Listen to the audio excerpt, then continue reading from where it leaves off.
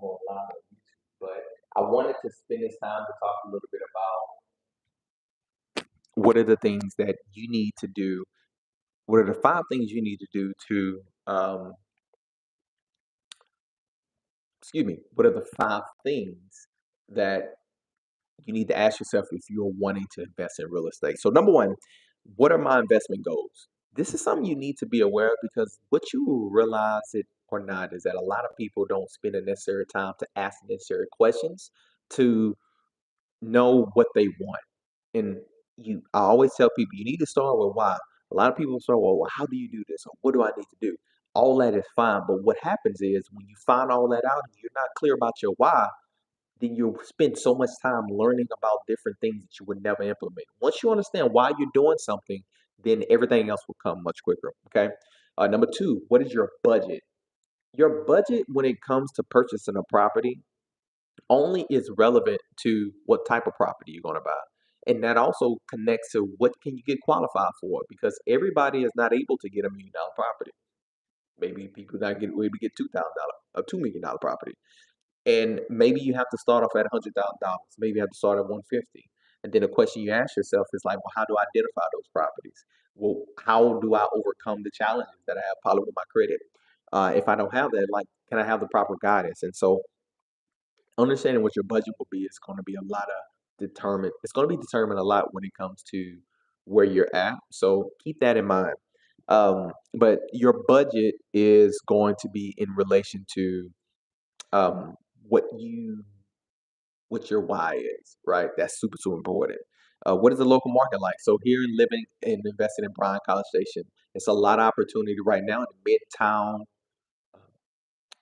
Midtown Bryan. So Midtown Bryan has it's the connecting street is South College Station between the middle of Bryan and the university, excuse me, and then so to that you have downtown Bryan. So that middle area is with a lot of students at. You have Big Shots, you have the Legends, and they're building a bowling alley and a lot of other things in that area right now. And so the local market here in the Bryan-College Station area specifically would be better in Bryan and more opportunity for appreciation, cash flow, and future opportunities. So that's important to keep in mind. And number three is what is your potential return on investment? Your return on investment is going to be dependent on if you go distress, if you go apartments, if you are trying to do construction, do up. So I always ask people, what is your if you have a do you have a cash flow objective or an equity projection? Because a lot of people want to be in an equity position when it comes to investing, but what happened is a lot of people don't understand how to even calculate cash flow, or you don't really care about you enjoy your job and you enjoy the work that you do, but what happened? You start to appreciate where you're at in your life and the work that you do. So you just want to build up equity, and that's fine. So what your potential return on investment really determines on, okay, what do you want to accomplish in your 5 year, 10 year plan? And that goes back to like why you're investing. Like that's you and coming to an area like Bryan College Station, you will need to understand that for yourself. So, and what are the risks when it comes to investing? To be honest with you, I look at the risk of I'm so committed when it comes to investing, and I'm so committed in doing this investment until I'm gone, long and gone. Is the only risk is not owning it because the biggest risk is, uh, and I have tenants, and I've given them opportunities to be able to purchase properties, and I think the biggest risk is just constantly renting and just um, not getting yourself in a position where you can own the property. Here's the thing, when you own at least one property and you're paying that consistently, like you're paying rent, here's the difference between just that one property. You're paying down, and the appreciation of the house and the market is helping you.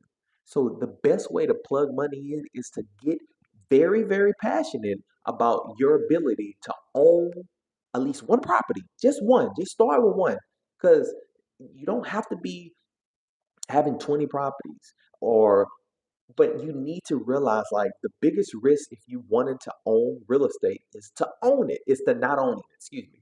It's to not own it. It's so much more benefits when it comes to taxes, tax you can have. If you have improvements on your loan, excuse me, you have improvement on your house you need to make, you can be able to write that off depending on how you're structured as an individual or LLC.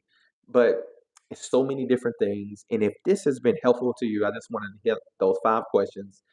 Make sure you comment legacy or make sure you find me.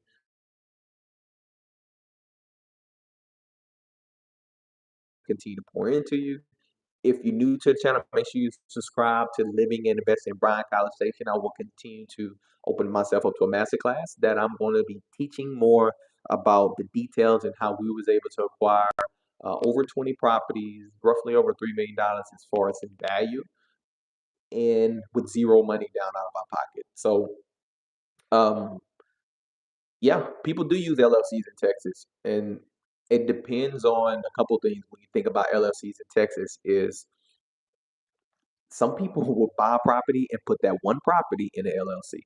So I think if from an investment standpoint, you it's common practice in any state to protect yourself with LLC. So yes, that's a good question. Do people use LLCs in Texas? Yes, and you know even these builders who build these brand new communities that you guys see on my page and living and investing in Bryan College Station, you realize real quick that they a lot of those people would keep those properties for themselves as investment. So that's a good question. Thank you for asking that. And just know that if you are someone who wants to be in a position where they are constantly growing and owning real estate instead of renting, then you should do that. I promise you, if you want to learn more, make sure you comment legacy or you find me on here and reach out to me directly so that I can get you more information about our course that's going to be coming out soon and our mastermind group session that's going to be going along with it. So thank you very much.